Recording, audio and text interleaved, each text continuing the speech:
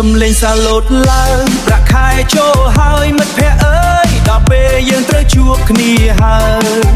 ការងារហត់នឿយពេញមួយខែចាំតែថ្ងៃនេះទេមិត្តអើយលុយក្នុងហោប៉ៅពេញហើយកុំបងអងឡើយណាមិត្តសំឡាញ់ទេទៅបួលពួកម៉ាក់យើងឲ្យមកជួបជុំកុំឲ្យខានរឿងរ៉ាវស្មុគស្មាញទុកមួយឡែកសិនចាំទៅនិយាយគ្នានៅទីនោះតោះកន្លែងចាស់យើងទៅទីនោះមានអនុស្សាវរីយ៍ច្រើនណាស់តតចាកៅអីចាស់ម្ចាស់ហាងក៏ស្គាល់មុខយើងច្បាស់ហឹកស៊ីសប្បាយក្អាកអាយជាមិត្តភ័ក្តិដែលយល់ចិត្តតោះកន្លែងចាស់យើងទៅបង្កើតភាពរៀបរៀងឲ្យជីវិត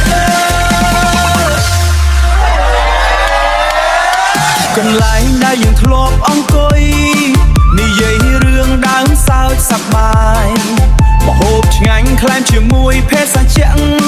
ត្រជាក់ចិត្តបាត់អស់ភាពហត់នឿយ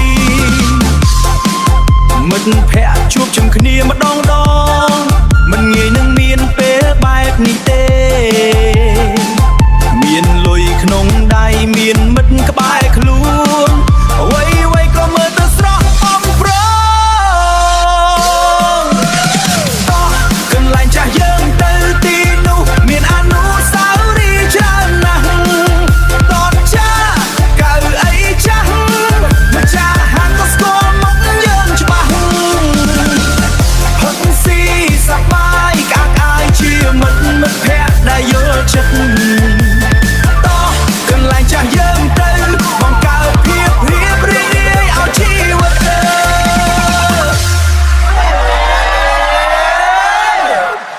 ផឹកល្មម